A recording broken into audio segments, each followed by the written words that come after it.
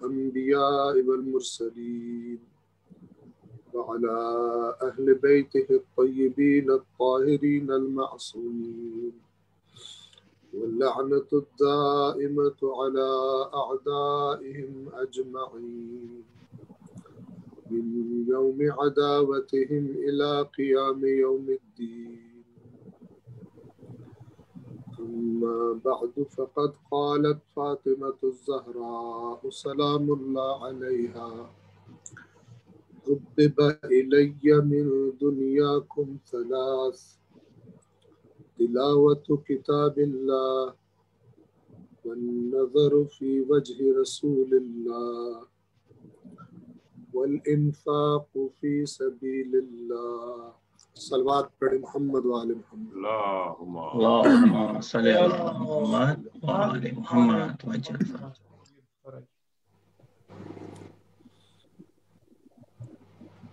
بنت رسول اللہ صلی اللہ علیہ وآلہ وسلم، سیدۃ نساء العالمین، سیدۃ نساء اہل الجنہ، ام الائمۃ الاطہار علیہم الصلاۃ والسلام، جناب فاطمۃ الزہراء سلام اللہ علیہا سے منسوب ایام ہے.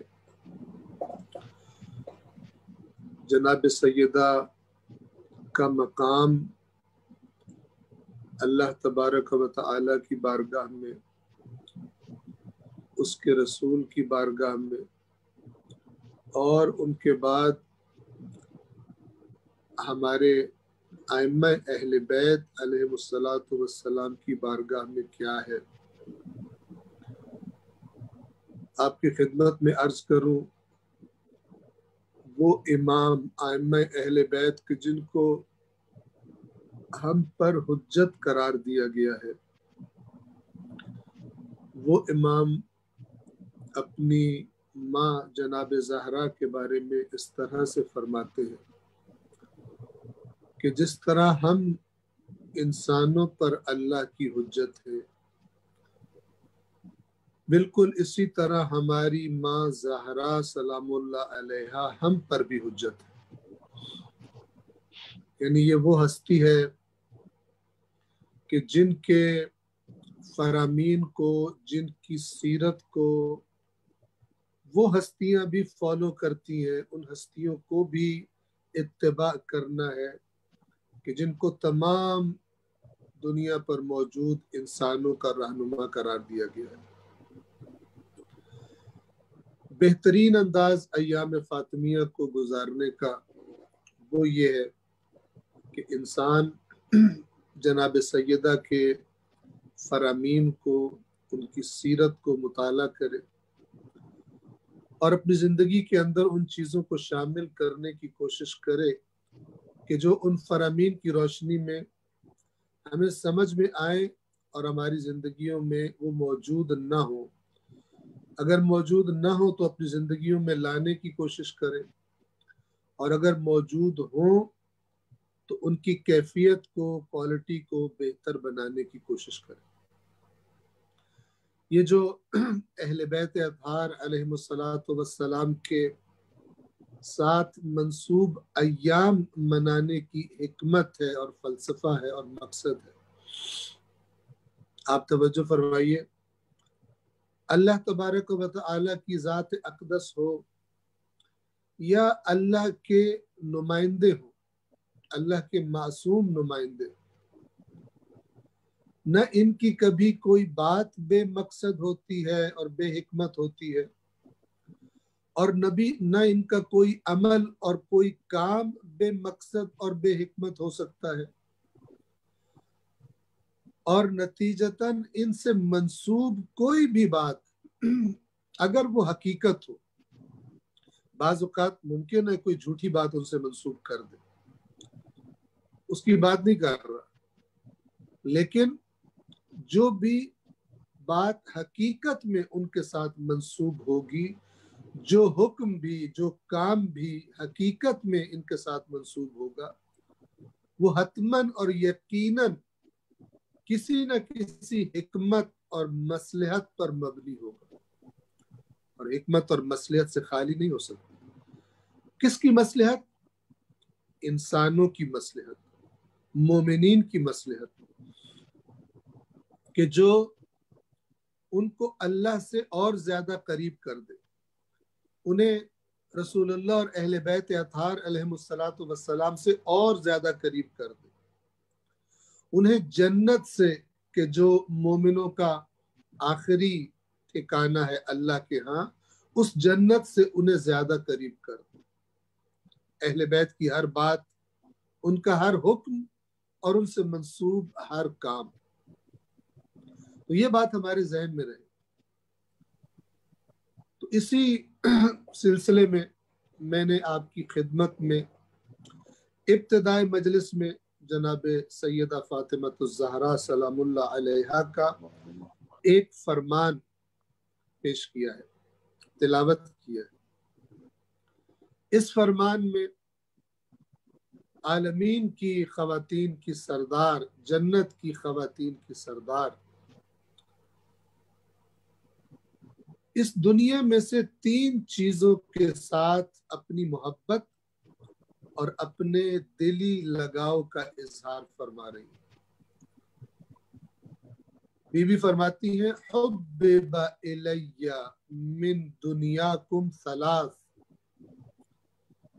तुम्हारी दुनिया में से 3 चीजों की मोहब्बत मेरे दिल में डाल दी गई है, यानी गोया अल्लाह ने डाली है 3 चीजों की मोहब्बत। आप तवज्जो फरमाइए,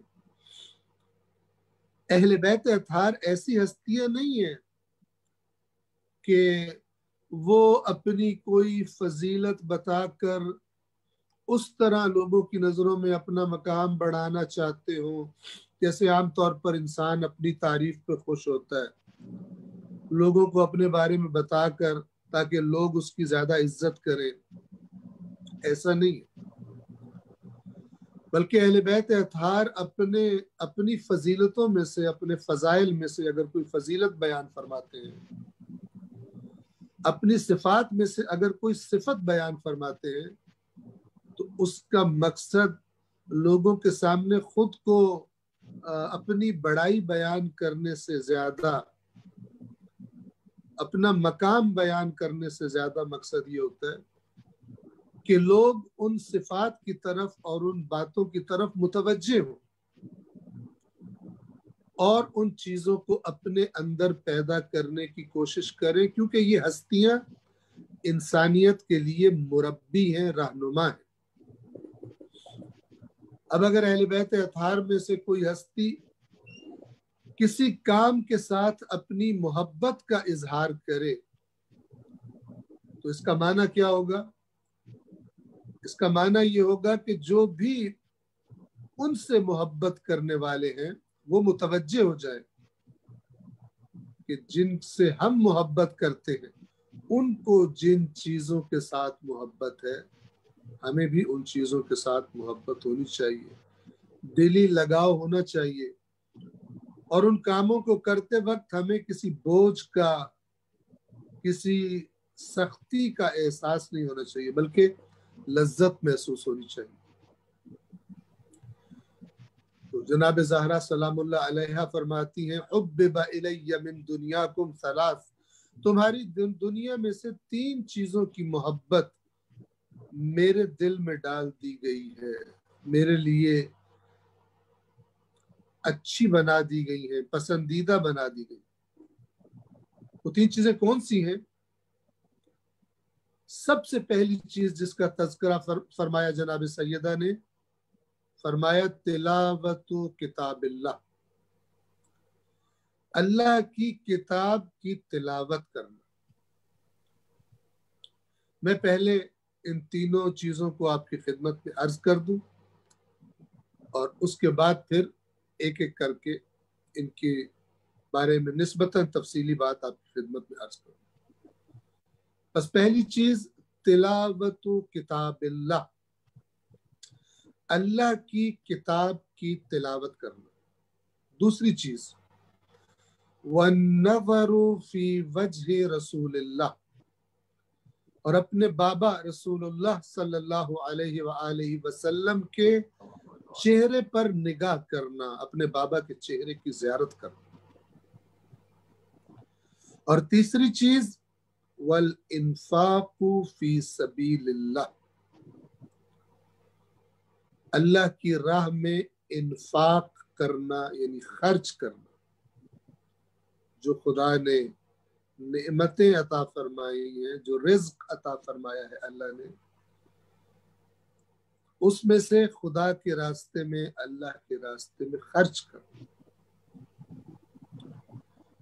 آپ توجہ کیجئے، تینوں کام، تلاوت کتاب خدا، رسول اللہ علیہ السلام کے چہرے اقدس کی زیارت، اور اللہ کے راستے میں خرچ کرنا اپنے مال کو، یہ تینوں کام محبت کے ساتھ کرنا، عشق کے ساتھ کرنا. ان میں سے کسی بھی کام کو کرتے وقت بوجھ کا احساس نہ کرنا، سختی کا احساس نہ کرنا، بلکہ لذت کا احساس کرنا، سرور کا اور خوشی کا احساس کرنا. ان الفاظ پر توجہ رہے. جناب سیدہ ہمیں کیا سمجھانا چاہتے ہیں کہ تمہاری کیفیت ایسی ہونی چاہیے، اگر تم ہمیں اپنا اسوہ اور اپنے لیے نمونہ سمجھتے ہو، اگر تم ہمیں اپنے رہنما سمجھتے ہو، اور سب سے بڑھ کر اگر تمہارے دلوں میں ہماری حقیقی محبت ہے، تو پھر جن کاموں سے ہمیں محبت ہے ہم تمہاری رہنمائی کر رہے ہیں. اور تمہیں ایسا ہونا چاہیے کہ ان کاموں کو کرتے وقت تمہارے دلوں کے اندر لذت کا احساس ہو تمہیں، نہ کہ بوجھ کا احساس ہو. تو یہ جناب سیدہ کا فرمان، مختصر سا فرمان میں نے آپ کی مومنین کی خدمت میں عرض کیا. اب آپ توجہ فرمائیے. سب سے پہلی چیز جو جناب سیدہ نے بیان فرمائی ہے وہ اللہ کی کتاب کی، قرآن کریم کی تلاوت ہے. اگر میں تلاوت کے معنی اور مفہوم کو آپ کی خدمت میں بیان کرنا چاہوں، اور اس کے بارے میں اللہ کے نبی اور اہل بیت اطہار علیہ السلام کے فرامین آپ کی خدمت میں عرض کرنا چاہوں، تو ایک مجلس انتہائی ناکافی. لہذا میں فقط اشارہ کر پاؤں گا نمونے کے طور پر. آپ توجہ فرمائیے اس بات کی طرف کہ جس طرح قرآن کریم کا تلاوت کرنا عام طور پر ہمارے ہاں، ہمارے معاشرے میں، ہماری محافل میں رائج ہے، اہل بیت اطہار علیہ السلام نے اس طرح تلاوت کرنے کی ترغیب نہیں دلائی، رہنمائی نہیں فرمائی جس طرح عام طور پر ہمارے ہاں رائج ہے. میں آپ کی خدمت میں ابھی نمونے کے طور پر ایک دو فرامین عرض کرتا ہوں، جس سے آپ کو پتہ چلے گا کہ بعض چیزوں کے بارے میں ائمہ کی رہنمائی کیا ہے اور اس کے مقابلے میں ہمارا رویہ کیا ہے. قرآن اس کائنات کے اندر موجود ہدایت کرنے والی چیزوں میں سے عظیم ترین چیز ہے، اہم ترین چیز ہے، معتبر ترین چیز ہے. لیکن اس کتاب کا مقام ہماری زندگیوں میں عام کتابوں سے بھی کمتر ہے. کس اعتبار سے کمتر ہے؟ جو ہمارا رویہ ہے اس کتاب کے بارے میں. ورنہ جو ہماری باتیں ہیں اس کتاب کے بارے میں وہ تو بہت بڑی باتیں. کسی مسلمان بچے سے بھی کوئی شخص آ کر سوال کرے کہ دنیا کی سب سے عظیم کتاب کون سی ہے، وہ فوراً اس کو جواب دے گا قرآن ہے۔ مجھ سے اور آپ سے کوئی سوال کرے بہترین کتاب کون سی ہے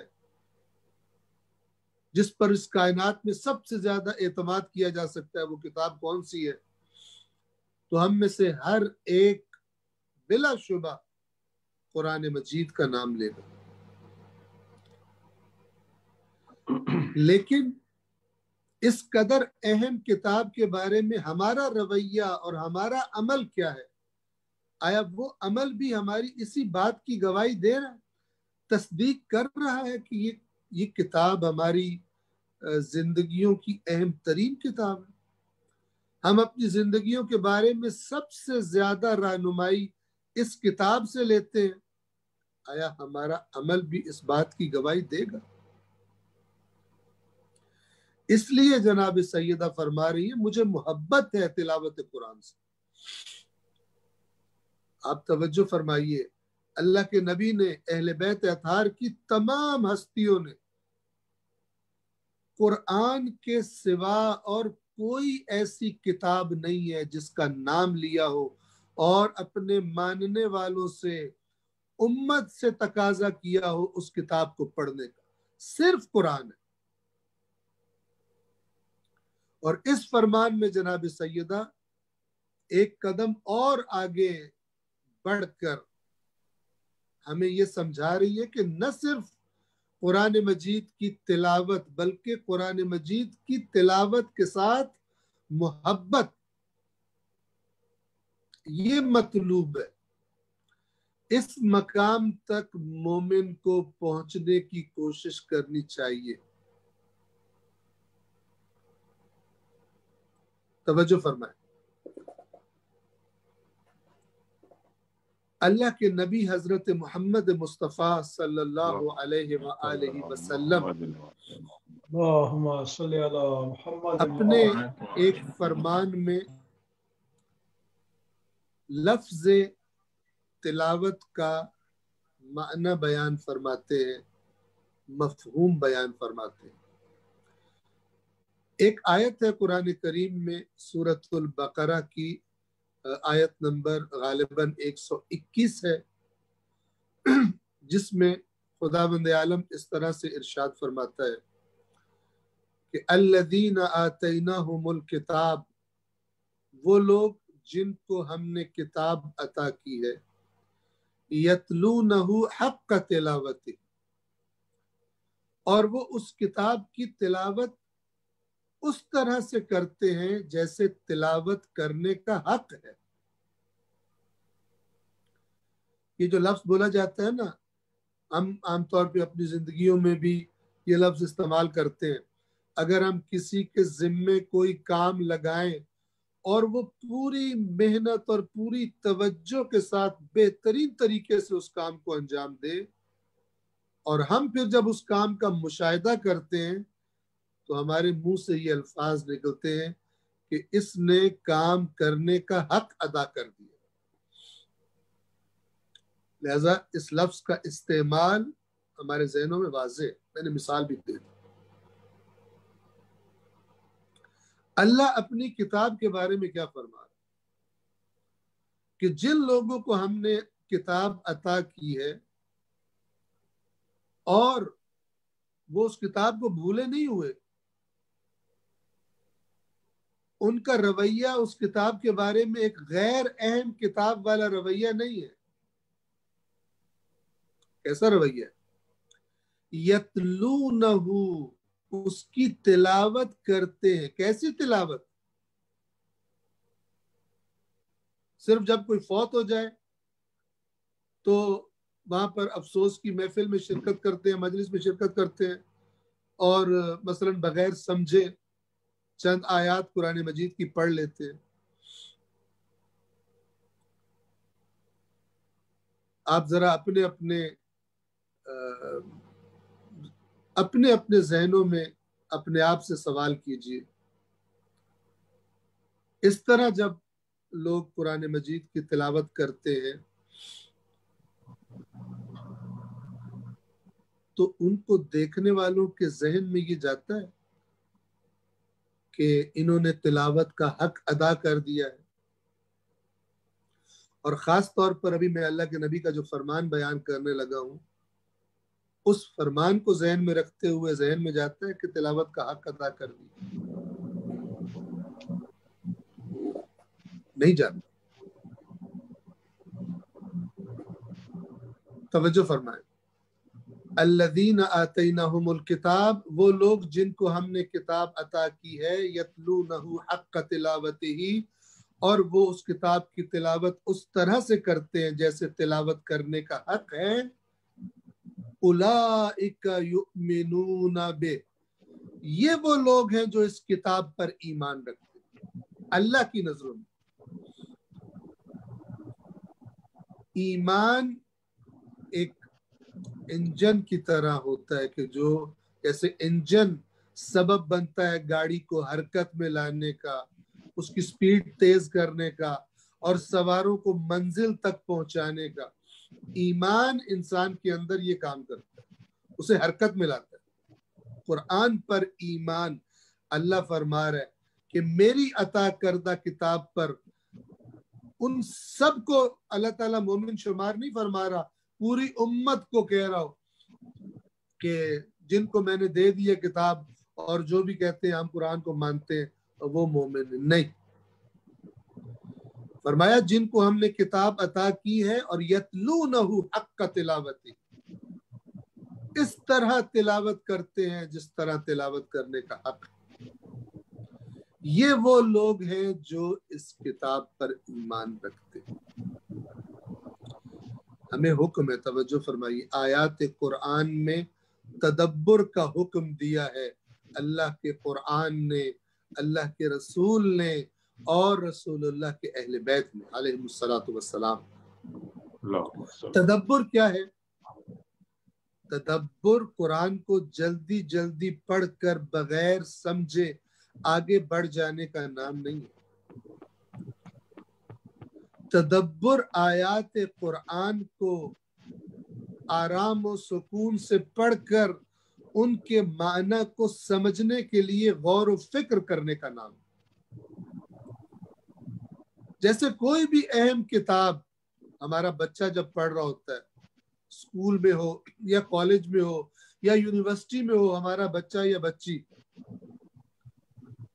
تو کوئی ایسی کتاب جس کا اسے کل امتحان دینا ہے، کس طرح پڑھتا ہے اس کتاب؟ توجہ کے ساتھ پڑھتا ہے یا توجہ کے ساتھ نہیں پڑھتا؟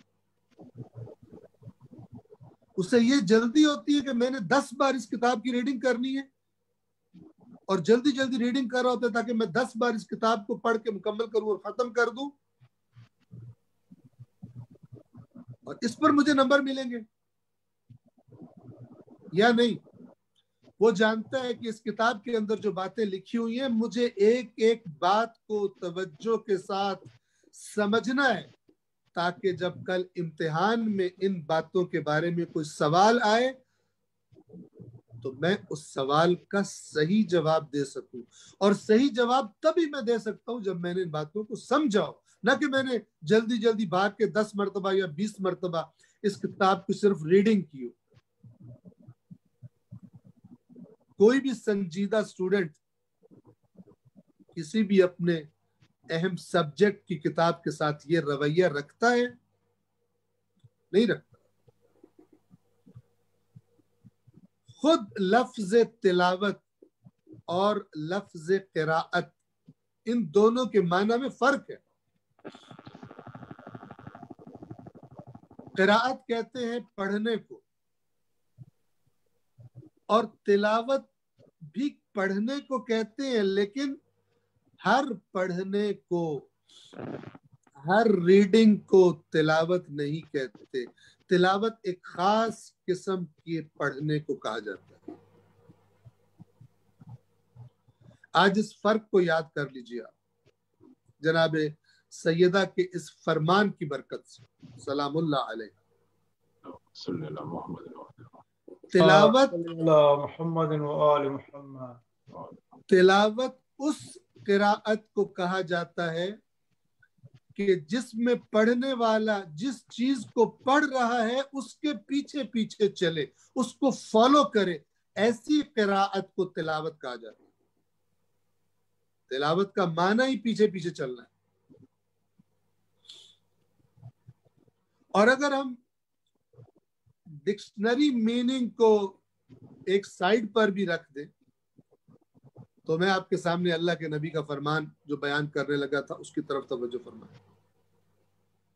اللہ کے نبی نے اسی سورۃ البقرہ کی آیت نمبر 121 کی وضاحت میں کہ جو اللہ تعالیٰ فرماتا ہے یتلونہ حق تلاوتہ، اس کتاب کی تلاوت ایسے کرتے ہیں جیسے تلاوت کرنے کا حق ہے، اس حق کے تلاوت کی وضاحت میں اللہ کے نبی کیا فرما رہے ہیں؟ توجہ فرمائیے، فرمایا یتبعونہ حق اتباعہ، اس طرح اتباع کرتے ہیں اس کتاب کی جس طرح اتباع کرنے کا حق۔ اتباع کا معنی یہ لفظ آپ کے لیے انشاءاللہ نیا نہیں ہے۔ اردو میں ہم اپنی زبان میں لفظ استعمال کرتے ہیں، فلان شخص فلان کا تابع فرمان۔ تابع ہونا عربی زبان میں کہتے ہیں پیچھے پیچھے چلنے، فرما برداری کرنے، کہتے ہیں نا بڑا تابع اور بڑا فرما بردار شخص ہے۔ اتباع کرنا یعنی کسی کو فالو کرنا، کسی کے پیچھے پیچھے چلنا، چاہے یہ چلنا بدن کے ذریعے ہو، ایک شخص میرے آگے چل رہا ہے اور میں اس کے پیچھے پیچھے چل رہا ہوں، اس شخص کے بدن کے پیچھے پیچھے میرا بدن چل رہا ہے، اور یہ اتباع فرمان کے کسی کی بات کی اطاعت کے ذریعے بھی ہوتا ہے۔ یعنی کوئی مجھے کوئی بات کہے اور جس طرح اس نے بات کی ہو، حکم دیا ہو، میں اسی طرح اس کو فالو کروں، عربی زبان میں اس کو اتباع کہا جاتا ہے۔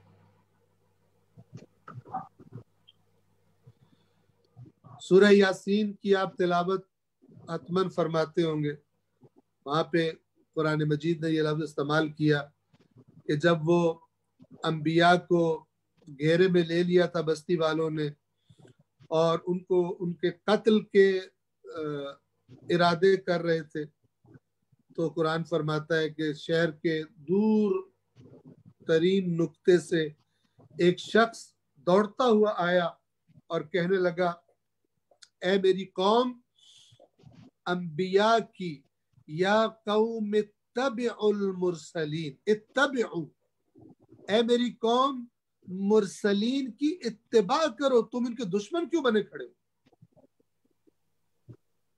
یہ تمہاری نجات کے لیے آئے ہیں، یہ تمہیں اللہ سے قریب کرنے کے لیے آئے ہیں، یہ تمہیں جہنم سے نجات دینے کے لیے آئے ہیں، اور تم اتنے برے ہو کہ ان کے دشمن بن گئے ہو۔ تمہیں اپنی غلط روش، تمہیں اپنا غلط دین، تمہیں اپنی غلط رسومات، وہ تمہیں اتنی پیاری ہے کہ تم انبیاء کے دشمن بن گئے ہو۔ اتبعوا المرسلین، اتباع کرو مرسلین کی۔ پھر فرمایا اتبعوا من لا يسألكم اجرا، اس کی اتباع کرو کہ جو تم سے کسی اجر کا سوال نہیں کرتے، اس کی اتباع کرو جو تم سے کسی اجر کا سوال نہیں کرتے، بے لوس ہے، تم سے کچھ مانگا نہیں ہے انہوں نے آ کر، بلکہ تمہیں ہدایت دے رہے ہیں اور تم ان کے دشمن بن رہے ہو۔ بس اللہ کے رسول اس فرمان میں فرماتے ہیں، یہ جو اللہ فرما رہے یتلونہ حق تلاوتہ، اس طرح تلاوت کرتے ہیں اس کتاب کی جس طرح تلاوت کرنے کا حق ہے، یعنی یتبعونہ حق اتباعہ، جس طرح قرآن کی اتباع کرنے کا، قرآن کے پیچھے چلنے کا، قرآن کے احکام کو فالو کرنے کا، قرآن کے احکام کی اطاعت کرنے کا جس طرح حق بنتا ہے، اس طرح قرآن کو فالو کرتے ہیں۔ اب ذرا توجہ فرمائیے، جس طرح ہم قرآن کو پڑھتے ہیں عام طور پر اپنی محفلوں میں، اس طرح بغیر سمجھے پڑھنے سے اللہ کے نبی کے اس فرمان پر ہم عمل کر رہے ہوتے ہیں یا عمل نہیں کر رہے ہوتے؟ نہیں کر رہے ہوتے۔ جس کو پتہ ہی نہیں ہے کہ میں جو الفاظ پڑھ رہا ہوں وہ الفاظ میرے لیے کیا پیغام رکھتے ہیں، میرے لیے کیا میسج رکھتے ہیں، وہ اتباع کہاں سے کرے گا؟ ابھی میں اردو زبان میں آپ سے بات کر رہا ہوں اور آپ کیونکہ اردو زبان سمجھتے ہیں، آپ میری بات آپ کو سمجھ میں آ رہی ہے، آپ اسے سمجھنے کی کوشش کر سکتے، لیکن اگر میری جگہ مثال کے طور پر آپ کسی محفل میں جائیں، کسی لیکچر میں جائیں اور وہاں پہ لیکچر دینے والا ایک ایسی زبان میں لیکچر دے رہا ہو کہ جو آپ سمجھ ہی نہیں سکتے، تو آپ کیا کریں گے؟ سنتے رہیں گے۔ اپنی دنیا کے امور میں ہرگز کبھی بھی ہمارا رویہ یہ نہیں ہوگا۔ اگر وہ بات، وہ لیکچر ہمارے لیے امپورٹنس رکھتا ہے اور ہم یہ سمجھتے ہیں کہ اس لیکچر میں جو باتیں کی جا رہی ہیں وہ ہمارے لیے بینیفیشل ہے، ہمارے لیے بینیفٹس رکھتی ہیں، ہمارے لیے فوائد رکھتی ہیں یا ہمیں خطرات سے بچاتی ہیں، تو ہم کوئی ایسا انتظام کریں گے اور ہماری عقل ہم سے یہ کہے گی یہ انتظام کرنے کی، ہم کچھ ارینجمنٹس کریں گے کہ اگر وہ لیکچر ڈیلیور کرنے والے کی زبان ہم نہیں سمجھ سکتے تو اس کے ساتھ ایک بندہ کھڑا کریں گے کہ جو اس کی باتیں ٹرانسلیٹ کر کے ہمیں بتائے گا۔ آپ انٹرنیشنل جو میٹنگز ہوتی ہیں، یہ لیڈرز دنیا کے ایک دوسرے سے ملتے ہیں، فورن منسٹرز ایک دوسرے سے ملتے ہیں جو ایک دوسرے کی زبان نہیں سمجھتے، تو آپ دیکھتے ہیں ان میٹنگز میں ایک بندہ درمیان میں بیٹھا ہوتا ہے، ایک کرسی پہ ایک بندہ بیٹھا ہے، ایک پہ دوسرا فورن منسٹر بیٹھا ہوا ہے، اور ان کے پیچھے درمیان میں ایک تیسرا بندہ بیٹھا ہوتا ہے کہ جس کو دونوں کی زبان آتی ہے، اور جب ایک بات کرتا ہے تو وہ اس کو دوسرے کے لیے ٹرانسلیٹ کرتا ہے، اور جب وہ جواب دیتا ہے تو وہ پہلے کے لیے ٹرانسلیٹ کرتا ہے تاکہ دونوں ایک دوسرے کی بات سمجھ سکیں۔ آپ نے کوئی ایسی میٹنگ دیکھی ہے کہ جس میں دو ملکوں کے وزرائے خارجہ یا دو ملکوں کے سربراہ، ہیڈز آف سٹیٹ، وہ آ کر بیٹھے ہو، آپس میں باتیں کر رہے ہو اور نہ ایک کو دوسرے کی سمجھ آ رہی ہو اور نہ دوسرے کو پہلے کی سمجھ آ رہی ہو، اور جناب اہم امور پر ڈسکشن جاری ہو؟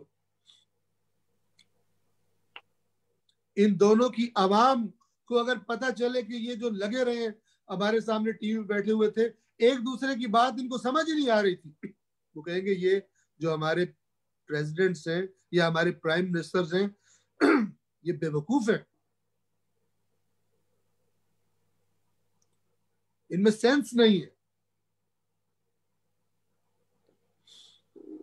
آیا اللہ کے قرآن کی باتیں، جن باتوں کی میں نے مثالیں دی ہیں، ان سے کم امپورٹنٹ ہے ہمارے لیے؟ دنیا کے امور میں جن بکس کو ہم پڑھتے ہیں، اپنے بچے، ہمارے بچے پڑھتے ہیں، سکولز، کالجز، یونیورسٹیز میں جو پڑھتے ہیں، کتنی ان کی زندگی کے کتنے سال ان کتابوں سے وہ بینیفٹ لیں گے؟ 30 سال، 40 سال، 50 سال، 100 سال؟ قرآن کے بارے میں ہمارا کیا خیال ہے؟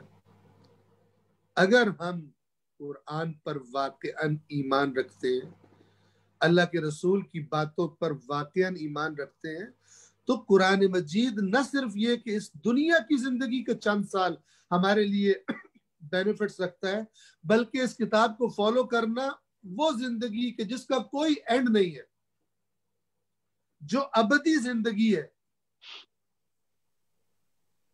اس ابدی زندگی کے لیے یہ کتاب بہترین بینیفٹس کا ہم سے پرومس کرتا ہے، وعدہ کرتا ہے، شرط یہ ہے کہ اس کو فالو کیا جائے۔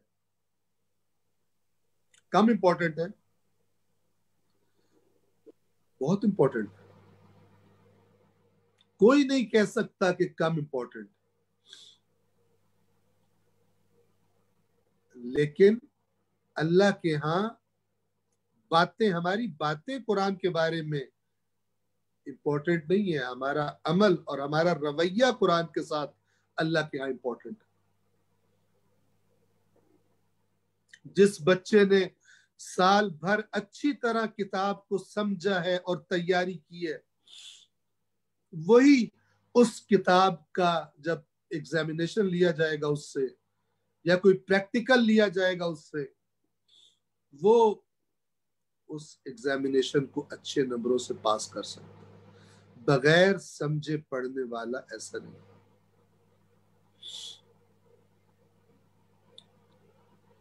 بس جناب سیدہ فرما رہی ہیں مجھے تلاوت قرآن سے محبت۔ اس کا مطلب یہ ہے کہ تم بغیر سمجھے پڑھو۔ ہماری یہاں کچھ پرابلمز ایسی ہیں کہ جن کی طرف توجہ دلوانا ضروری ہے۔ ہمارے یہاں یہ تو رواج بہت ہے کہ فلان قرآن کی سورت پڑھنے کے کیا فوائد ہیں، کیسے مراد ملتی ہے، کیسے بیماری ٹھیک ہوتی ہے، کیا کتنا زیادہ ثواب ملے گا، یہ سب بتایا جاتا ہے۔ لیکن جن ائمہ کے یہ فرامین ہے اس سورت کے پڑھنے کا اتنا اجر ہے، انہوں نے پڑھنے کا طریقہ بھی بتایا ہوا ہے، وہ کیوں بتانے کا رواج نہیں؟ مکمل بات، مکمل تصویر دکھانے کا رواج کیوں نہیں ہے ہمارے یہاں؟ اس لیے کہ عوام شارٹ کٹس چاہتے ہیں دین کے بارے میں، زحمت میں نہیں پڑھنا چاہتے۔ دنیا کے معاملات میں زحمت کرنے پر، محنت کرنے پر تیار ہے، آمادہ ہے، لیکن دین کے بارے میں زحمت کرنے پر اور محنت کرنے پر اس طرح سے آمادہ نہیں ہوتا۔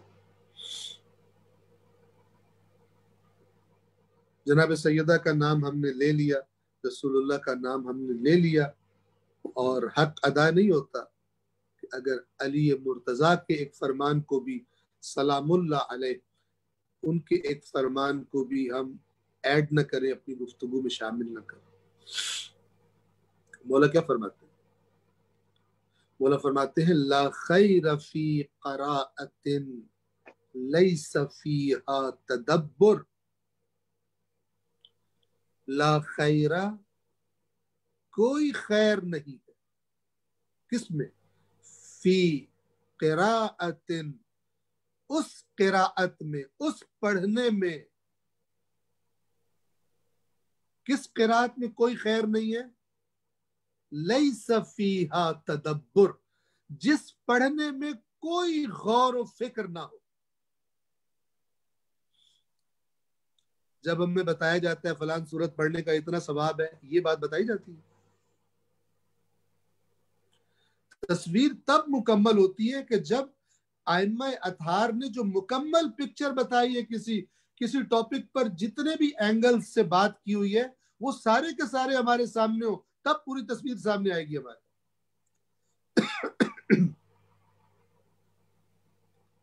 آپ نے یہ ہمارے یہاں پاکستان میں ہر جگہ ہوتا ہے ایسا، یہاں پر یہ جو سیل فون کمپنیز ہیں، موبائل نیٹ ورکس ہیں، یہاں پر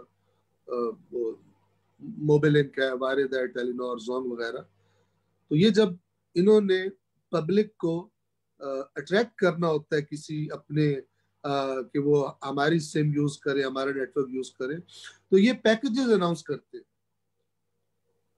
اور آپ سفر کر رہے ہیں کسی شہر کے اندر، آپ دیکھتے ہیں بہت بڑا سا بورڈ لگا ہوا ہے، اور اس پہ لکھا ہوا ہے صرف آپ کے لیے اتنے منٹس مفت، اور اتنا انٹرنیٹ مفت، اور فلان اور یہ۔ یا اتنے تھوڑے سے پیسوں میں اتنا زیادہ انٹرنیٹ، بڑا بڑا لکھا ہوتا ہے. لیکن اگر آپ غور کریں تو چھوٹا سا اسی بورڈ پر کسی ایک کنارے پر بالکل چھوٹے فونٹس میں لکھا ہوتا ہے ٹرمز اینڈ کنڈیشنز اپلائی. شرائط اور ضوابط لاگو ہیں. لیکن پبلک کو بڑا کر کے کیا دکھایا جاتا ہے جس سے پبلک کو اٹریکشن ہو. اور وہ جو ٹرمز اینڈ کنڈیشنز ہیں جس میں بعد میں پھنسنا ہوتا ہے پبلک نے، وہ بتائے نہیں جاتے، وہ چھوٹے سے لکھے جاتا ہے کہ ادھر دیکھے ہی کوئی. ہم نے بھی ائمہ اہل بیت کے بعض فرامین کو جن میں ہمیں زیادہ مزہ آتا ہے ان کو بہت بڑا کر دیا، ہائی لائٹ کر دیا، اور کچھ فرامین کو جس میں کچھ زحمت کرنے کا ہم سے تقاضا کیا گیا ہے، کچھ محنت کرنے کا، کچھ سنجیدگی کا ہم سے تقاضا کیا گیا ہے، ان کو ٹرمز اینڈ کنڈیشنز اپلائی کی طرح ان کے فونٹ اتنے چھوٹے کر دیے کہ پبلک کو پتہ ہی نہیں ہے، عوام کو پتہ ہی نہیں.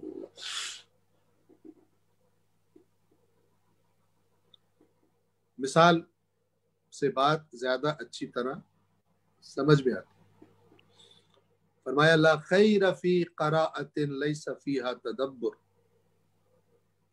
خود قرآن سے آپ سوال کریں اللہ تعالیٰ کیا فرما رہے ہیں؟ افلا یتدبرون القرآن ام علی قلوب اقفالها. تو کیا یہ لوگ قرآن میں غور و فکر نہیں کرتے، تدبر نہیں کرتے، یا دلوں پر ان کے تالے پڑ چکے؟ کیسی ٹون ہے قرآن کی غور و فکر نہ کرنے والوں کے بارے میں. آپ توجہ فرمائیے، میری اس تاکید کا مقصد ہرگز یہ نہیں ہے کہ عربک از ناٹ امپورٹنٹ، عربی میں قرآن کی تلاوت کرنا جو ہے وہ ترک کر دینا چاہیے یا چھوڑ دینا چاہیے. ہرگز مراد یہ نہیں، بلکہ ہمارے ائمہ کی زبان عربی ہے، قرآن کی زبان عربی ہے، عربی سے ہمیں محبت ہونی چاہیے. جس سے محبت ہو اس کی ہر چیز سے محبت ہوتی ہے، اس کی زبان سے محبت ہوتی ہے، اس کے بولنے کے انداز سے محبت ہوتی ہے، اس کے لہجے سے محبت ہوتی ہے. اگر ہمیں اس سے محبت حقیقی ہے، میری اس گفتگو کا مقصد ہرگز یہ نہیں ہے کہ عربک کی امپورٹنس کم ہے، بلکہ میرا مقصد اس چیز کی طرف توجہ دلانا ہے کہ جس کی امپورٹنس تو بہت زیادہ ہے لیکن ہماری نظروں میں کم کر دی گئی، اس طرف توجہ دلانا مقصود ہے. ایک صلوات پڑھیں محمد و آل محمد. اللہم صلی علی محمد و آل محمد. نعرہ حیدری یا علی. بس پہلا حصہ میں یہاں پر اکتفا کرتا ہوں. میں نے چند روایات اپنے پاس نوٹ کر رکھی تھی کہ جن کے بیان کا وقت نہیں ہے، خدا نے توفیق دی تو آئندہ کسی موقع پر آپ کی خدمت میں عرض کروں گا. اگر ان باتوں کو اور اس قسم کی باتوں کو سننے کا مزاج انشاءاللہ آپ کا ہوا تو بس بی بی نے جو پہلی بات فرمائی حبب الی من دنیاکم ثلاث، تمہاری اس دنیا میں سے 3 چیزیں میرے لیے پسندیدہ بنا دی گئی. تلاوت و کتاب اللہ، اللہ کی کتاب کی تلاوت کرنا. دوسری والنظر فی وجہ رسول اللہ، رسول اللہ کے چہرے کی طرف زیارت کرنا، رسول اللہ کے چہرے کی طرف نگاہ کرنا.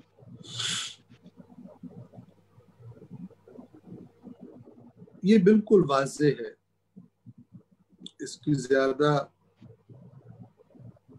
تفصیل بیان کرنے کی اس طرح سے ضرورت نہیں ہے کہ بی بی کو اپنے بابا سے کتنی محبت تھی اور اللہ کے رسول کو اپنی اس بیٹی سے کتنی محبت تھی. زوجہ رسول حضرت عائشہ خود روایت بیان کرتی کہ اپنے تمام گھر والوں سے، تمام اپنے خاندان والوں کے درمیان اللہ کے رسول کو اپنی بیٹی فاطمہ الزہرا سے محبت تھی۔ زہرا کی جدائی رسول اللہ پر گراں گزرتی تھی۔ جب سفر پر جاتے تھے، سفر پر تشریف لے جاتے تھے، تو سب سے آخر میں جناب زہرا سے ملتے تھے اور واپسی پر سب سے پہلے جناب زہرا سے ملتے تھے، تاکہ جو گیپ ہے جدائی کا وہ کم سے کم۔ زہرا کی جدائی برداشت نہیں کر سکتے، اور شاید اللہ کو بھی اسی لیے یہ منظور ہوا کہ اس دنیا سے جانے کے بعد بھی رسول اللہ اور ان کی بیٹی زیادہ دیر تک جدا نہ رہے۔ میں ذکر مصائب میں اس طرف واپس آؤں گا، تیسری چیز کی طرف اشارہ کر لوں، اشارہ ہی کر پاؤں گا کہ تیسری چیز جس کا جناب سیدہ نے ذکر فرمایا ہے وہ ہے والانفاق فی سبیل اللہ، اللہ کے راستے میں خرچ کرنا۔ یہ جو لفظ ہے انفاق، قرآن مجید میں بہت زیادہ یہ ریپیٹ ہوا ہے، تکرار ہوئی ہے۔ یا ایہا الذین آمنوا انفقوا مما رزقناکم، اے ایمان والو جو ہم نے رزق تمہیں دیا اس میں سے خرچ کرو۔ من قبل ان یأتی یوم لا بیع فیہ ولا خلۃ ولا شفاعہ، قبل اس کے کہ وہ دن آ جائے جس دن کو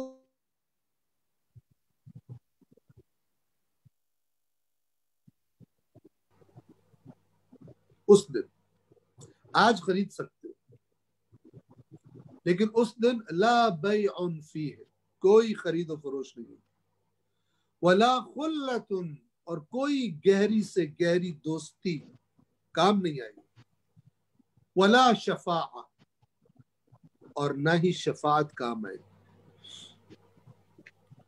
شفاعت کا ایک باطل تصور ہے، غلط، اور ایک شفاعت برحق ہے۔ قرآن مجید نے اشارہ کیا ہے دونوں کی طرف۔ وہ لوگ جو یہ سمجھتے تھے کہ ہم جو بھی گھپلے کر لیں تو اینڈ میں ہماری شفاعت ہو جانی ہے، یہودیوں کے اندر، بنی اسرائیل کے اندر یہ نظریہ بڑا عام تھا، اللہ نے اس کو ریجیکٹ کر دیا۔ فرمایا واتقوا یوما لا تجزی نفس عن نفس، اس دن سے بچو کہ جس دن کوئی کسی کے کچھ کام نہیں آ سکے گا، ولا يقبل منها شفاعت، اور کوئی شفاعت بھی قبول نہیں کی جائے گی۔ کون سی شفاعت قبول نہیں کی جائے گی؟ جو غلط تصور، ورنہ شفاعت برحق کے بارے میں قرآن کے اندر اشارے موجود ہیں، اور رسول اللہ اور اہل بیت اطہار علیہ السلام کی احادیث کے اندر بھی اس کی وضاحت موجود ہے اپنی جگہ۔ لیکن صحیح اور غلط شفاعت کا جو تصور ہے وہ ہمیں معلوم ہونا چاہیے۔ وہ کون سی شفاعت ہے جسے قرآن ریجیکٹ کر رہا ہے، اور وہ کون سی شفاعت ہے جس کی قرآن تائید کر رہا ہے۔ انفاق کی بات میں کر رہا تھا، انفاق کی طرف اشارہ کر رہا تھا۔ صرف اس لفظ کا معنی آپ کی خدمت میں بیان کر دوں۔ انفاق کا ترجمہ کیا جاتا ہے خرچ کرنا اللہ کے راستے میں۔ ہر خرچ کرنا، جیسے میں نے عرض کیا نا، ہر قراءت تلاوت نہیں ہوتی، اسی طرح ہر خرچ کرنا بھی انفاق نہیں ہوتا۔ انفاق ایک خاص طریقے سے خرچ کرنے کو کہتے ہیں، اور وہ خاص طریقہ کیا ہے؟ وہاں خرچ کرنا جہاں خرچ کرنے سے کوئی کمی دور ہوتی ہو، کوئی گیپ فل ہو جاتا ہو، معاشرے کی، سوسائٹی کی، یا کسی فرد کی کوئی جسمانی یا روحانی ضرورت پوری ہوتی ہے.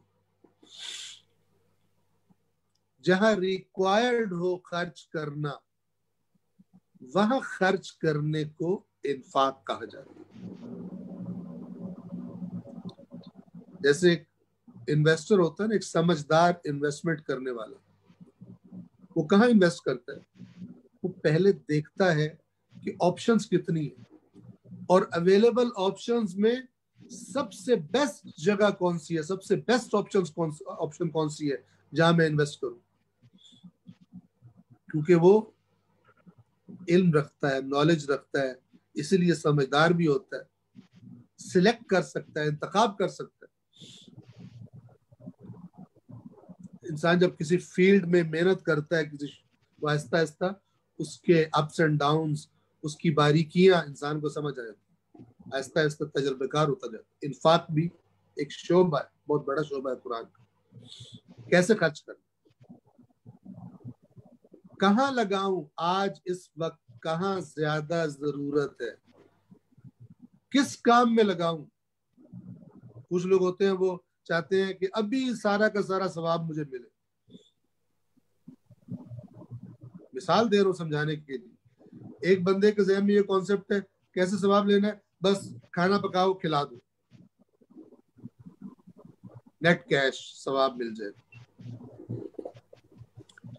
لیکن ایک دوسرا وہ پلان کرتا ہے، 10 سالوں کا پلان کرتا ہے کہ میں نے 10 سالوں میں یا میں نے 15 ایئرز میں مثال کے طور پر 10 افراد کو یا 20 افراد کو، بچوں کو، بے آسرا بچوں کو، یتیموں کو، یا جو ڈیزرونگ ہے جن کے پاس پیسہ نہیں ہے، میں نے ان کو پڑھا کر لکھا کر اپنے پیروں پر کھڑا کرنا ہے. 10 سال 15 سال کا پلان کرتا ہے اور اس کے ساتھ کمٹمنٹ کرتا ہے، اس پر قائم رہتا ہے. کبھی اس کا مثال کے طور پہ کاروبار اچھا جا رہا ہے، کبھی کاروبار اچھا نہیں جا رہا، لیکن اللہ کے ساتھ اس کمٹمنٹ پر پورا رہتا ہے. آپ کے خیال میں کس کو ثواب اور اجر زیادہ ملنا چاہیے؟ کس کو ملنا چاہیے؟ کس نے زیادہ استقامت دکھائی، کس نے پلاننگ کی ہے، اس نے سوچا ہے کہ ایک میں مثلا 10 15 20 زندگیوں کو ایک صحیح لائن پہ ڈالوں. اتنی طولانی زحمت اور محنت اور اس پر استقامت، اس کے ساتھ کمٹمنٹ، یہ کہاں؟ اور ایک 2-3 گھنٹے کی زحمت کہاں؟ فرق ہے بہت بڑا. تو انفاق یعنی انٹیلیجنٹ سپینڈنگ فی سبیل اللہ، اللہ کے راستے، اور وہ بھی جرمانہ سمجھ کے نہیں، عشق کے ساتھ، محبت کے ساتھ. یہ جناب زہرا فرما رہے ہیں. میں اتنا اشارہ ہی کر پاؤں گا، آج کی عرائض کو اپنی یہیں پر سمیٹتا ہوں. ایک صلوات پڑھیے محمد و آل محمد. اللہم صلی علی محمد و آل محمد وجل. وعجل فرجه. ایام جناب زہرا سے منسوب ایام ہیں. اللہ کے نبی نے اپنے اہل بیت کا مقام بتانے میں کوئی کمی نہیں چھوڑی، کوئی کسر نہیں چھوڑی. لیکن امت نے بھی خدا جانے کیوں اہل بیت کی بے احترامی کرنے میں کوئی کسر نہیں چھوڑی. رسول اللہ کے دنیا سے جانے کے بعد اپنی زندگی میں اپنے عمل سے جناب زہرا کا مقام بتایا کرتے تھے. شیعہ اور سنی کتابوں میں روایات موجود ہیں کہ جناب زہرا اگر تشریف لاتی جہاں پر رسول اللہ تشریف فرما ہوتے تو اپنی اس بیٹی کے احترام میں کھڑے ہو کر بتاتے کہ زہرا کا مقام کیا ہے. کبھی اپنے صحابہ کرام سے فرمایا قیامت کے دن میری بیٹی زہرا کا کیا مقام ہوگا، کہ جب تمام خلائق، تمام مخلوقات میدان حشر میں جمع کر دی جائیں گی تو ایک اعلان کرنے والا اعلان کرے گا، یا اہل الجمع غضوا ابصارکم، اے میدان حشر میں موجود لوگوں اپنی نگاہوں کو جھکا لو یہاں تک کہ میرے حبیب محمد کی بیٹی میدان حشر سے گزر جائے. یہ مقام بتایا جناب زہرا. لیکن اللہ کے نبی کے جانے کے بعد، دنیا سے جانے کے بعد عجب غربت آئی زہرا پر. اپنی شہادت سے کچھ دیر پہلے جناب اسما سے فرمایا کہ علی مرتضیٰ کو بلائیے. جناب امیر کو بلایا گیا، تشریف لائے. جناب زہرا کے سر کو اپنی آغوش میں رکھا. زہرا بستر پر دراز ہے. بی بی کے سر کو اپنی آغوش میں رکھا. اے رسول اللہ کی بیٹی فرمائیے. جناب زہرا نے فرمایا علی آخری بار زہرا کے کلام کو سن لیجئے. آج کے بعد آپ زہرا کی آواز اس گھر میں نہیں سنیں گے. مولا علی کی آنکھوں سے آنسو جاری ہوئے. رسول اللہ کی بیٹی فرمائیے کیا کہنا چاہتی ہے. عزادارو بس اتنا دیکھنا کہ بی بی کا مقام کتنا بلند ہے، لیکن ایک زوجہ کے طور پر اپنے شوہر کے ساتھ کیا بات فرما رہی ہے. فرماتی ہے اے چچا کے بیٹے علی، آپ سے یہ کہنا چاہتی ہوں کہ میں جب سے آپ کے گھر میں آئی ہوں میں نے کوشش کی ہے آپ کی ہر بات میں آپ کی اطاعت کروں، اور میں نے کوشش کی ہے کہ آج تک میں نے کوشش کی ہے کہ آپ سے کسی ایسی چیز کا سوال نہ کروں کہ جسے پورا کرنے کی آپ قدرت نہ رکھتے ہو. میں نے ساری زندگی آپ کے گھر میں یہی کوشش کی، لیکن اس کے باوجود اگر کوئی آپ کے حق میں کوتاہی ہوئی ہو تو زہرا کو معاف کر دینا. عزادارو بی بی کا سر اپنے سینے سے لگا لیا مولا نے اور گریہ کرتے ہوئے فرمایا زہرا آپ کا مقام ان باتوں سے بہت بلند ہے. زہرا آپ ایسی باتیں نہ کیجئے. بس بی بی نے فرمایا میرے جانے کے بعد میرے حسن اور حسین کا خیال رکھنا، میری زینب اور ام کلثوم کا خیال رکھنا، اور علی مجھے رات کے اندھیرے میں کفن دینا، مجھے رات کے اندھیرے میں دفن کرنا، اور میرے جنازے میں لوگوں کو نہ بلانا. عزادارو روایات میں ملتا ہے کہ نماز مغرب سے کچھ دیر پہلے بی بی نے دونوں شہزادوں کو تیار کیا اور نانا کی قبر پر، اپنے بابا کی قبر پر لے کر آئی.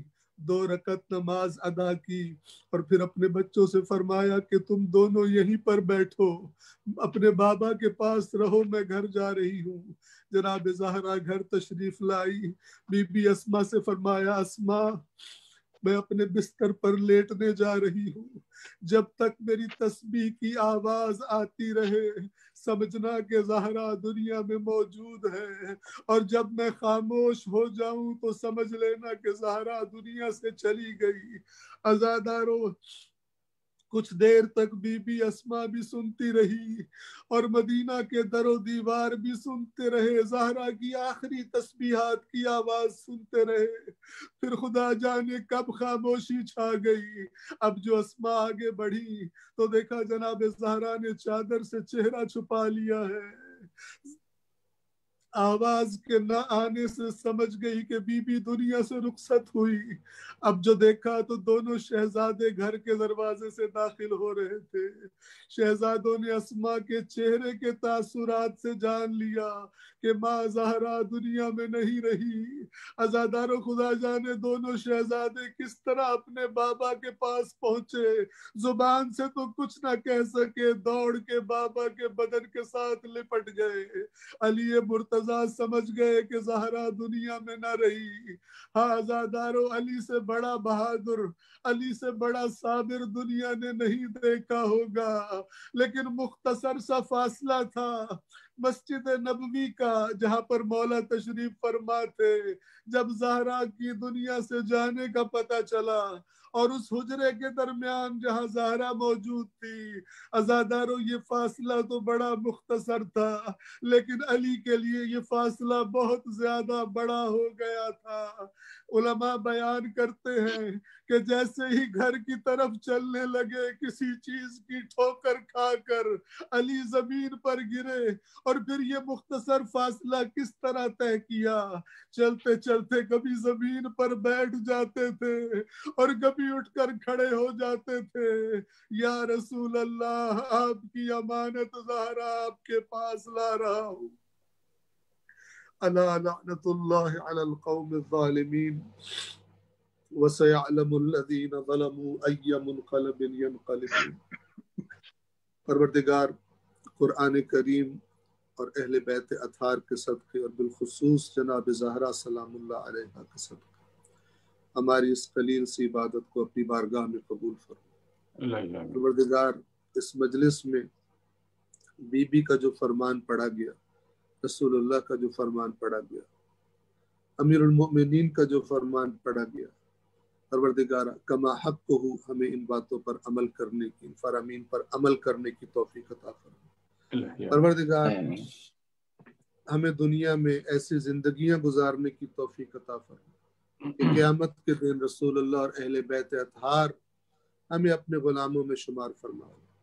دنیا و آخرت میں قرآن مجید اور اہل بیت کی شفاعت ہم سب کو نصیب فرما۔ ہماری آئندہ نسل کو، ہماری اولادوں کو نیک اور صالح قرار دے۔ پروردگار ائمہ اہل بیت کی عزاداری کو اور ان کے عزاداروں کو پروردگار تمام دنیا میں حفاظت فرما۔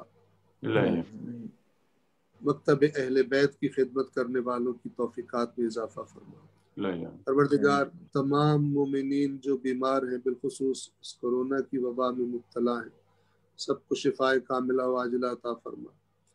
انسانیت کو اس موذی مرض سے اور اس وبا سے جلد نجات عطا فرما۔ پروردگار جو مومنین اس دنیا سے جا چکے ہیں، بالخصوص اس مجلس عزا کے شرکاء کے مرحومین کے درجات کو بلند فرما۔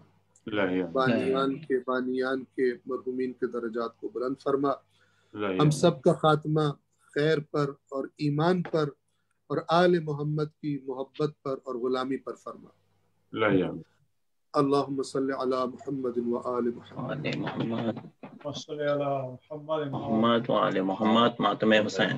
یا حسین یا حسین یا حسین یا حسین یا حسین یا حسین یا حسین، لوٹا گیا ہے صرف پیام بر وطن سے دور، لوٹا گیا ہے صرف پیام بر وطن سے دور، اجڑا ہے فاطمہ کا بھرا گھر وطن سے دور، لوٹا گیا ہے صرف پیام بر وطن سے دور، گزری ہے یوں حسین پہ عاشور کربلا،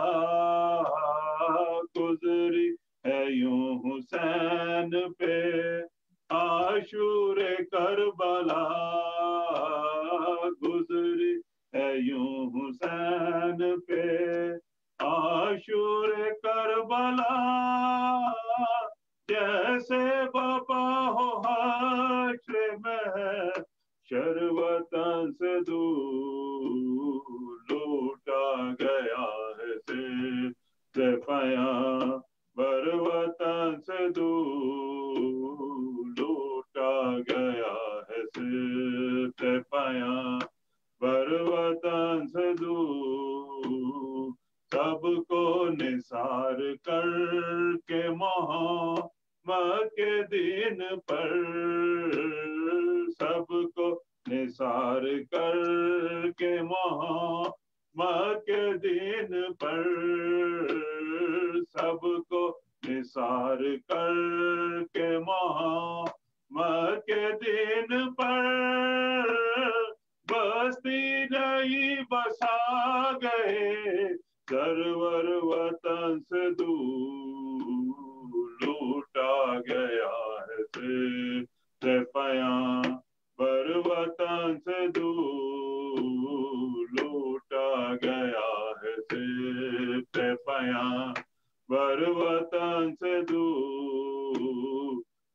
دشت کربلا انہیں مہماں بنا کے رکھ، اے دشت کربلا انہیں مہماں بنا کے رکھ، اے دشت کربلا انہیں مہماں بنا کے رکھ، سوئے ہے سر کٹا کے بعد تر وطن سے دور، لوٹا گیا ہے سے پیام پر وطن سے دور، لوٹا گیا ہے سے پیام پر وطن سے دور، مرنے چلے حسین تو زینب نے یہ کہا، مرنے چلے حسین تو زینب نے یہ کہا، مرنے چلے حسین تو زینب نے یہ کہا، چھوڑا ہے کس پہ لا کے برا در وطن سے دور، لوٹا گیا ہے صرف پیام پر وطن سے دور، لوٹا گیا ہے صرف پیام پر وطن سے دور، دن بیاہ کے جب آئے تو اکبر نہیں رہے، دن بیاہ کے جب آئے تو اکبر نہیں رہے، دن بیاہ کے جب آئے تو